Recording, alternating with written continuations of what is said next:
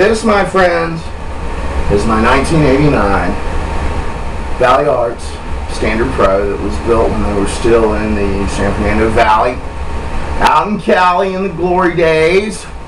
This guitar has a very sordid past to it. We will not go into that in this video, but those of you who know me know who and what this guitar is. This is the one I like to call Stewie.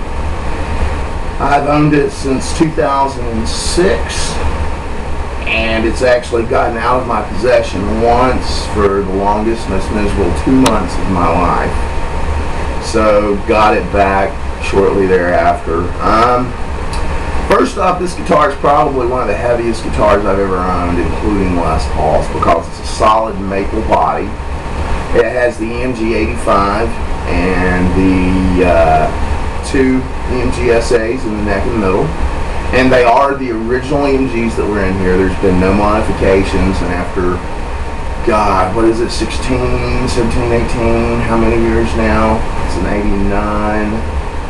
So 21 years, the pickups still work and sound great. It has the Valley Arts Kaler licensed Floyd Rose trim on there, standard 1 volume, 1 tone, 24 frets, and the finish on there is just amazing. If you'll notice on the back, it's also autographed. I don't know if you can get that autograph or not, by Mike McGuire. I took it to him in Nashville during one of the, I think they're calling it Country Fest or something like CMA Fest. It used to be what we used to call Fanfare, and Mike autographed it and was kind enough to have me over at the Gibson factory, who owns Valley Arts now, and just a real pleasant, sweet man. Take you through some of the tones on this one. This one actually is a little darker than my Lukather model, sounding wise. But all in all, a great playing and sounding guitar. There's the rear EMG 85. There's the 85 with a little crunch on it.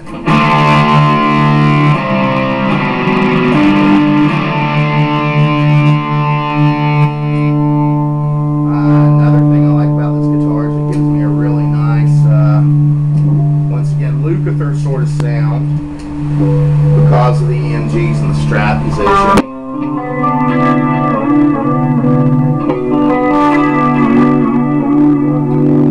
Of course, your middle pickup. Kill that chorus. My, once again, 4th position Eric tone, which you notice isn't quite as stratty as the other 2 guitars was.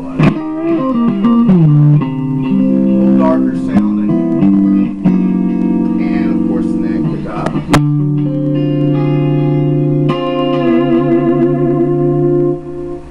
And I'll play some stuff on the neck a little bit later.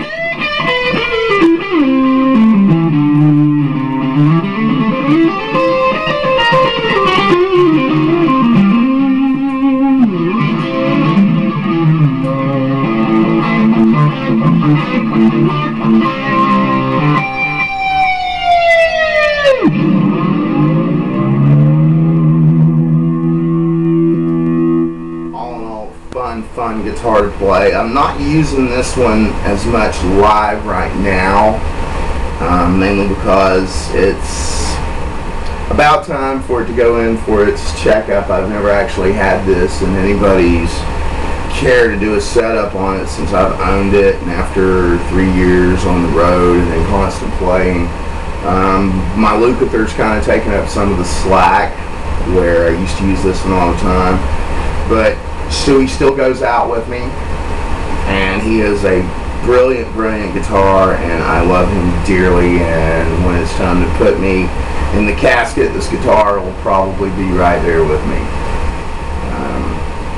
And then depending on which way I go, I can either be playing gospel or death metal. Next up, I'm going to talk about the newest guitar in my collection, which is my Gretsch 5120 in big old Brian Setzer Orange.